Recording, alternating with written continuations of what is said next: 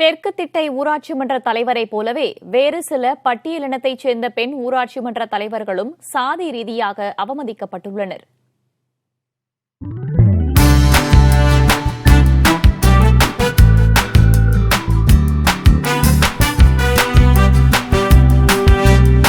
வட்டம் ஆத்துப்பாக்கம் ஊராட்சி மன்ற தலைவராக இருப்பவர் அமிர்தம்.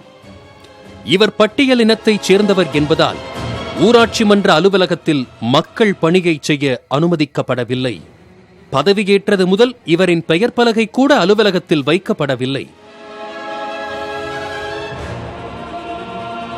இப்படி சாதி ரீதியாக பல கொடுமைகளை சந்தித்து வந்த அமிர்தம் கடந்த சுதந்திர தின விழாவில் கொடியேற்ற விடாமல் அவமானப்படுத்தப்பட்ட போதுதான் இவ்விவகாரம் வெளிச்சத்திற்கு வந்தது.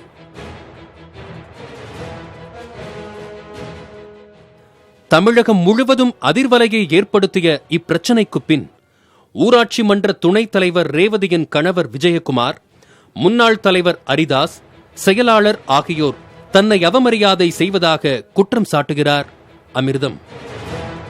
இதுகுறித்து செய்தி சேகரிக்க சென்ற புதிய தலைமுறை செய்தியாளர் எழில் தாக்கப்பட்டதால் இவ்விவகாரம் பூதாகரமாக வெடித்தது. பல்வேறு தரப்பில் இருந்து எதிர்ப்புகள் எழுந்த பின் சம்பந்தப்பட்டவர்கள் மீது நடவடிக்கை எடுக்கப்பட்ட நிலையில் மாவட்ட ஆட்சியர் மகேஸ்வரி முன்னிலையில் தேசிய கொடியை ஏற்றி வைத்தார் ஊராட்சி மன்ற தலைவர் அமிர்தம்.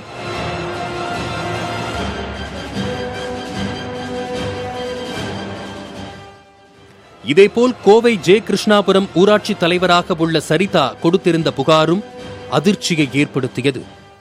பட்டியலின வகுப்பைச் சேர்ந்த தன் மீது சாதி ரீதியாக பாகுபாடு காண்பிக்கப்படுவதாகவும் கொலை மிரட்டல் விடுக்கப்படுவதாகவும் குற்றம் சாட்டினார் சரிதா. இது தொடர்பாக நடவடிக்கை மேற்கொண்ட காவல்துறை அதே பகுதியைச் சேர்ந்த பாலசுப்பிரமணியம் என்பவர் மீது வன்கொடுமை தடுப்புச் சட்டத்தின் கீழ் வழக்கு பதிவு செய்தது.